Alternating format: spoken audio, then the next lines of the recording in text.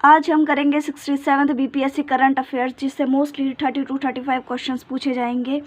इसी के साथ हम जो इस 67th बीपीएससी में पूछे जाएंगे उसके कुछ करंट अफेयर्स के नोट्स हैं। सबसे पहले हम ये करते हैं जीआई प्रोडक्ट ऑफ बिहार, जो कि आज के टाइम में शाही लीची जो कि मुजफ्फरपुर की है, जर्दालू आम और कतरनी चावल और मधुबनी पेंटिंग जिसको जीआई टैग मिला हुआ है और वर्तमान में निर्यात इसका किया जा रहा है, इसलिए ये करंट अफेयर्स में हमने ये शामिल किया है। जैसे भागलपुर में है सिल्क, टसर सिल्क है फेमस। फिर दूसरा ये जो शॉर्ट्स में है, कम टाइम में जितना हो सके हम उतना करंट अफेयर्स करेंगे और जिससे कि हमारे बिहार करंट अफेयर्स के क्वेश्चंस कवर हो जाए। एक भारत श्रेष्ठ भारत कार्यक्रम जो कि बिहार के साथ त्रिपुरा को जोड़ा गया था, इस कार्यक्रम में ये पूछा जा सकता है कि एक भारत श्रेष्ठ भारत कार्यक्रम में बिहार के साथ किस राज्य को जोड़ा गया, तो वो है त्रिपुरा। इसी के साथ नेचर सफारी, अब ये नेचर सफारी कहाँ पे स्टार्ट किया गया, ये है राजगीर में प्रारंभ किया गया है, जो कि आपने पिक्चर भी देखी होगी। नीतीश कुमार जो है बिल्कुल एक ट्रांसपेरेंट राजगीर का जो झाड़ी जैसा इलाका है, वहाँ पर ग्लास स्काई वॉल जिसे कहा गया है, वो पुल है एक तरीके का, वहाँ पर ये नेचर सफारी स्टार्ट की गई है। अब बिहार में 2 ग्रीन ऊर्जा लगाए गए हैं, वो है राजगीर और बोधगया, और आगे कहा गया है बिहार सरकार की तरफ से कि ये पटना में प्रारंभ किए जाएंगे। जितने भी पटना के सचिवालय, सारी गवर्नमेंट एजेंसी है, सब जगह ये किए जाएंगे जिससे कि ग्रीन एनर्जी को बढ़ावा मिल सके। इसी के साथ अब आगे पटना में और धीरे धीरे करके जहाँ तक है ये पूरे के पूरे बिहार में ग्रीन एनर्जी को बढ़ावा देना, जिससे कि कार्बन डाइऑक्साइड के उत्सर्जन में कमी लाना है। 175 गीगावाट अक्षय ऊर्जा 2022 तक इसका लक्ष्य रखा गया है। अब है बिहार सरकार द्वारा बाल सहायता कार्यक्रम। अब ये पूछा जा सकता है कि बाल सहायता कार्यक्रम के द्वारा बिहार सरकार 1500 रुपये देगी या 2000 देगी, ऑप्शन में रहेंगे। तो ये उन बच्चों को पैसे दिए जाएंगे जो कोविड की वजह से जिन्होंने अपने माता पिता दोनों को खोया है। तो बिहार सरकार द्वारा 18 साल से कम उम्र के बच्चों को 1500 रुपये हर महीने देगी। ये कार्यक्रम है बाल सहायता कार्यक्रम। बिहार में ऑक्सीजन प्लांट, ये 15 जिलों में लगाया जाएगा।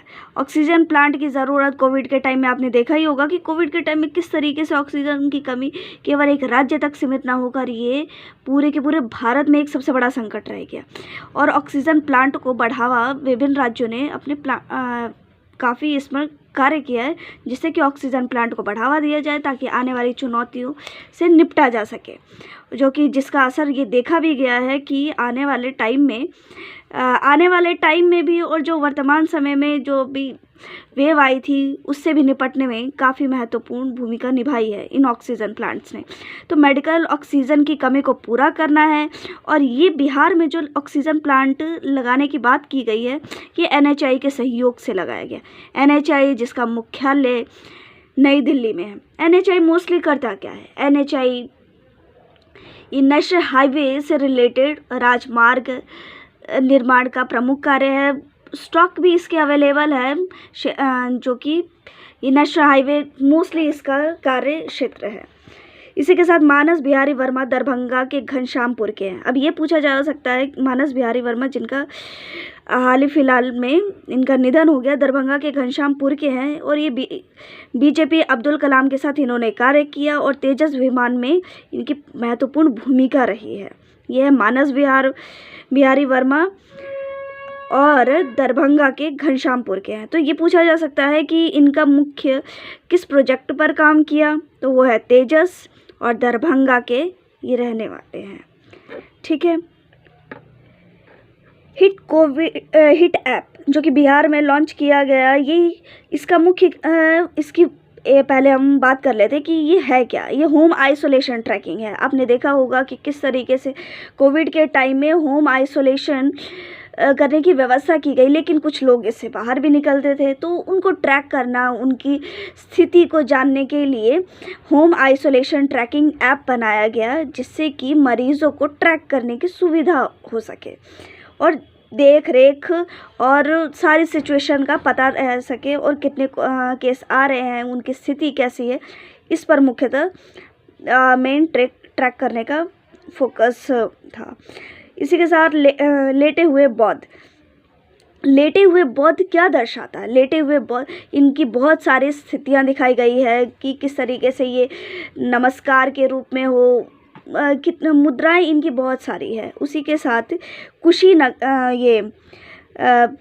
इसमें बौद्ध जिनका वास्तविक नाम सिद्धार्थ था, बैसाख पूर्णिमा के दिन इनका दिखाया जाता है और मनाया भी जाता त्यौहार। बैसाख पूर्णिमा के दिन बौद्ध गया में इस मूर्ति की स्थापना की गई। कुशीनगर में महापरिनिर्वाण की प्राप्ति इनको हुई थी।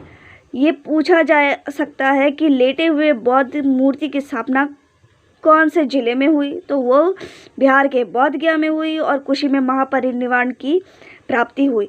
ये जो मूर्ति बनी है ये फाइबर ग्लास की बनी हुई है। ठीक है, ये आप ध्यान दीजिएगा कि फाइबर ग्लास की बनी है और बोध गया में है। 17th यानी 17वां India International Mega Trade Fair, ये याद रखिएगा कि ये कौन सा हुआ था और इंटरनेशनल ट्रेड फेयर जो है वो कहाँ पर हुआ। इसका आयोजन भुवनेश्वर उड़ीसा में हुआ और बिहार इसका पार्टनर स्टेट था। ठीक है, पार्टनर राज्य था, पार्टनर देश के रूप में। अब ये पार्टनर जो है, एक तो बिहार इस कार्यक्रम के साथ पार्टनर था और पार्टनर देश बांग्लादेश है और फोकस देश अफगानिस्तान, ईरान है। ये इस चीज़ को आप अच्छे से लिंक कीजिए कि बिहार जो है वो इस India international 17th India International Mega Trade fair में ये पार्टनर स्टेट था भुवनेश्वर के साथ, और इस इंटरनेशनल मेगा ट्रेड फेयर का आयोजन जो है वो भुवनेश्वर में हुआ और पार्टनर देश बांग्लादेश था, हमारा पड़ोसी देश, और फोकस वो अफगानिस्तान और ईरान। अफगानिस्तान का मुद्दा आप जानते ही है और ईरान, ये इससे रिलेटेड नहीं है लेकिन याद करने के पर्पज़ से हम अफगानिस्तान की सिचुएशन को देख सकते हैं और ईरान के साथ भी जो हमारे संबंध है अंतर्राष्ट्रीय परिप्रेक्ष्य में उसको भी समझने की कोशिश करनी चाहिए। बिहार में अब दूसरा चिड़ियाघर बनने जा रहा है, तो वो कहाँ पर स्थापित किया जा रहा है? वो है अररिया रानीगंज में। अप्रैल 2021 में इसकी घोषणा की गई और पहला कौन सा है? वो संजय गांधी है। पहला संजय गांधी है और दूसरा जिसके चिड़ियाघर की स्थापना की बात की जा रही है वो है अररिया रानीगंज में। ठीक है, 1232 kilometre the long journey home, ये पुस्तक किसने लिखी है? 1232, विनोद कापरी के द्वारा। विनोद कापरी जिन्होंने लॉकडाउन में जो सिचुएशन, जो श्रमिक, जो असंगठित क्षेत्र के मजदूर सिर्फ यहीं तक सीमित नहीं रहे बल्कि बहुत सारे उन प्रवासी मजदूरों की कहानी का एक कहानी इस तरीके की प्रकट की गई है जिसमें कि किस किस स्थितियों से देखा गया है। निपटना तो बहुत दूर की बात है क्योंकि वो सिचुएशन बहुत ही ख़राब थी। 1232 लॉन्ग जर्नी होम विनोद कापरी के द्वारा लॉकडाउन की कहानी है। इसमें कुछ पात्र है और जिसमें कि प्रवासी मजदूरों की जो स्थिति है उस पर फोकस किया गया है। अब है कन्या उत्थान योजना जो कि बिहार में प्रारंभ की गई है। ये क्या है कन्या उत्थान योजना? यानी कि कन्या के उत्थान के लिए क्या किया गया बिहार में? नाम से ही प्रकट होता है कि कन्या के उत्थान के लिए इसमें प्रोग्राम किया गया है। इसमें है ग्रेजुएशन पूरा करने पर बेटियों को उच्च शिक्षा प्राप्त होने पर 50,000, बशर्ते यह कि वो अविवाहित होनी चाहिए और ग्रेजुएशन कंप्लीट करने पर। इस कन्या उत्थान योजना का प्रमुख उद्देश्य वहाँ की लड़कियों के विकास, शैक्षिक विकास के लिए, ताकि वो आगे आने वाली चुनौतियों से निपट सके विभिन्न और स्वावलंबन की ओर बढ़ सके। अब एक पुस्तक लिखी गई है बिहार टू तिहार। नाम से ही कितना इजी है ये, बिहार टू तिहार। बिहार से लेकर तिहाड़ तक का जो सफ़र है वो किसने लिखा है? वो है कन्हैया कुमार जो कि बेगूसराय में जिनका जन्म हुआ। कन्हैया कुमार जो कि काफ़ी एक तरीके से जेएनयू के छात्र बहुचर्चित हैं और किस तरीके से वो राजनैतिक क्षेत्र में शामिल हुए। तो इन्होंने अपनी जो जीवन है कि किस तरीके से बिहार से तिहाड़ तक का पूरा सफ़र है, इसको पढ़ना चाहिए। अभी फ़िलहाल मैंने पढ़ा नहीं है लेकिन ये कन्हैया कुमार इसके लेखक हैं। Kosi rail mega bridge. अब कोसी रेल मेगा ब्रिज जो है इसका उद्घाटन किसके द्वारा किया गया, कितने किलोमीटर लंबी है, ये पूछा जा सकता है कि कोसी मेगा जो है ये किसके द्वारा उद्घाटन किया गया है, तो वो किया गया है पीएम मोदी के द्वारा।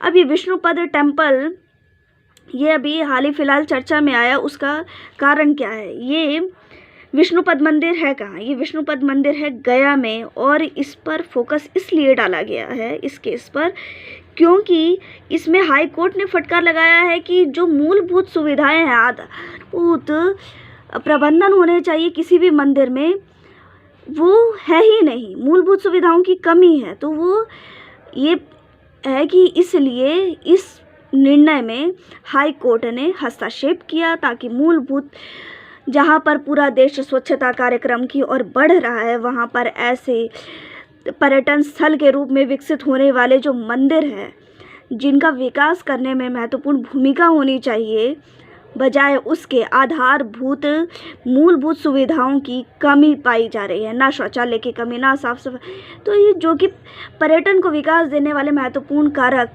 स्वच्छता, सफाई, ये बेसिक है। अगर यही चीज़ ना हो तो किसी भी जगह का विकास होना असंभव है। और दूसरी तरफ भारत जैसे देश में जहाँ पर स्वच्छता कार्यक्रम इतने व्यापक स्तर पर चल रहा है, और वहाँ पर बिहार में ऐसे मंदिर का किस तरीके से आधारभूत संरचना ना होना, ये कहीं ना कहीं बहुत नेगेटिव इम्पैक्ट जाता है। तो इसलिए ये विष्णुपद टेम्पल जो है ये गया में है, ये पूछा जा सकता है, और इस मामले में हाई कोर्ट द्वारा हस्तक्षेप किया गया है। अब है Jaynagar Bijalpura बारदी bus rail project. ठीक है, ये एक रेल प्रोजेक्ट है, ये बिहार का मधुबनी जिला इसमें संलग्न है और नेपाल के कुर्था से।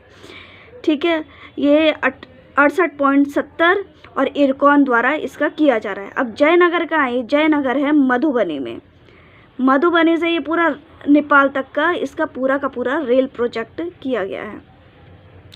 बिहार का जैव विविधता पार्क पहला, अब बिहार में फर्स्ट टाइम है कि बायोडाइवर्सिटी पार्क बन रहा है, वो है अररिया में कुसियार गांव। ठीक है, ये है अररिया के कुसियार गांव में। अब है गोगाबिल झील तारकिशोर प्रसाद के द्वारा पर्यटन क्षेत्र घोषित करने के बाद कम्युनिटी रिजर्व बनाने पर, और जो कि कटिहार में है। गोगाबिल झील जो है वो कटिहार में है, वो दूसरी तरफ बिहार का जैव विविधता पार्क अररिया में बनने वाला है। अररिया के स्पेसिफिक जगह है कुसियार गांव में। गणतंत्र दिवस 2021 हिमांशु जो है वो बिहार के रहने वाले हैं, गया के माफ़ कीजिए, हिमांशु जो है वो समस्तीपुर के रहने वाले हैं, और इन्होंने गाना गाया भारत होगा आत्मनिर्भर। कोविड के बाद आत्मनिर्भरता पर काफ़ी बल दिया जा रहा है, जिससे कि हमें विदेशों से विदेशों से आयात ना करना पड़े, और हम जो है अपनी आवश्यकताओं की पूर्ति कर सकें। तो इस पर हिमांशु जी ने, जो कि समस्तीपुर के निवासी है, ये क्वेश्चन आ सकता है कि भारत होगा आत्मनिर्भर के जो गायक है वो कौन है, और अगर जो गायक है वो कहाँ के रहने वाले हैं, तो वो समस्तीपुर के रहने वाले हैं, हिमांशु जिनका नाम है, और इन्होंने गाना गाया था भारत होगा आत्मनिर्भर। फिर है बर्ड रिंगिंग स्टेशन। अब ये नॉर्थ इंडिया का पहला है और भारत का चौथा। इससे पहले साउथ में तो काफ़ी बन चुके हैं, लेकिन उत्तर भारत जो है वहाँ पर पहला बनाया जा रहा है। अब पीएम बाल पुरस्कार, जो कि ज्योति कुमारी जिन्हें साइकिल गर्ल के नाम से जाना जाता है, ये दरभंगा की रहने वाली है, साइकिल गर्ल, जिन्हें आपने देखा होगा कि किस तरीके से गुरुग्राम से दरभंगा तक की यात्रा साइकिल पर करी। लॉन्ग जर्नी थी जिसे पूरा किया, और जिस पर डोनाल्ड ट्रंप की बेटी उन्होंने भी इस पर कमेंट किया था, इवांका, उन्होंने भी इस पर कमेंट किया था, जिससे कि ये क्षमता दिखाता है कि बिहार जैसा जो राज्य है वो अगर कुछ क्षेत्र में पिछड़ा है तो ज़रूरी नहीं है कि वो अपनी क्षमता में भी पिछड़ा है, बल्कि क्षमता में वो काफ़ी व्यापक है। तो बाल पुरस्कार जो है वो ज्योति कुमारी दरभंगा साइकिल गर्ल हैं और इन्हें हाल ही फिलहाल वो नशा मुक्ति अभियान का भी ब्रांड एम्बेसडर नियुक्त किया गया है। इसका brand ambassador of Bihar khadi Pankaj Tripathi. ठीक है, ये पंकज त्रिपाठी जिनका फिल्म जगत में भी काफ़ी नाम है, भूमिका इनकी रहती है। तो ये brand ambassador of Bihar khadi जो कि ये भी आत्मनिर्भरता का ही संकेत देता है और खादी जो जिसमें कि महत्वपूर्ण भूमिका स्वतंत्रता संग्राम के समय से ही चली आ रही है। तो खादी को बढ़ावा देने के लिए ब्रांड एम्बेसडर को नियुक्त किया गया है पंकज त्रिपाठी को। First transgender women from Bihar, ये है फर्स्ट ट्रांसजेंडर वुमेन बिहार से है और अपॉइंट हुई है पोल ऑफिसर मोनिका दास। स्टेट असेंबली इलेक्शन के टाइम जो है ये मोनिका दास को अपॉइंट किया गया है फर्स्ट ट्रांसजेंडर। ये सबसे गौरवशाली बात है कि बिहार से इस तरीके के नए नए इतिहास रचे जा रहे हैं, चाहे वो बाल पुरस्कार के क्षेत्र में हो, चाहे इतने लॉन्ग टर्म जर्नी हो, भारत होगा आत्मनिर्भरता के क्षेत्र में हो और जैव विविधता के क्षेत्र में हो, बहुत सारे मुख्य भूमिका निभाई जा रही है।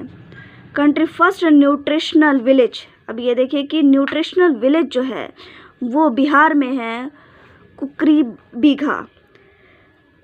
बीघा में जो है ये फर्स्ट न्यूट्रिशनल विलेज है, ये नाम आ सकता है।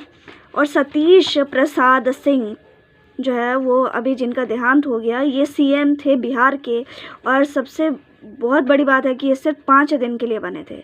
सतीश प्रसाद सिंह 5 दिन के लिए ये सिर्फ सीएम बने थे। शुरू कर। हाँ ठीक है। बिहार एम्स पीएम द्वारा सहमति जो कि दरभंगा में खोला जाएगा। बिहार में जो अभी पीएम द्वारा सहमति दी गई है, अप्रूवल दिया गया है दरभंगा में खोलने के लिए। और लेफ्टिनेंट शिवांगी जो कि आपने देखा होगा कि किस तरीके से गणतंत्र दिवस और ये जो है गणतंत्र दिवस में ये शामिल हुई थी। ये मुजफ्फरपुर की रहने वाली है। Doctor Rajendra Prasad 135वां birth anniversary और सिवान में इनका बर्थ अभी 135वां बर्थ एनिवर्सरी जो है वो मनाया गया 3 दिसंबर 2020 दिसंबर की तारीख है और सिवान में इनका जन्म हुआ था। राजेंद्र प्रसाद, ये काफ़ी क्वेश्चन आ चुका है कई बार, बिहार के इतिहास से रिलेटेड है कि राजेंद्र प्रसाद का जन्मदिन सिवान में हुआ था और अभी हाल ही फिलहाल 135वां और अभी इस टाइम दिसंबर 2021 में इनका 136वां जन्म दिवस मनाया गया। फिर India largest double decker fly over build in city of Bihar, किस जगह पर ये बना डबल डेकर फ्लाई ओवर? ये है छपरा में 350 किलोमीटर। ठीक है, 350 किलोमीटर छपरा में ये बनाया गया। धन्यवाद, थैंक यू फॉर वॉचिंग।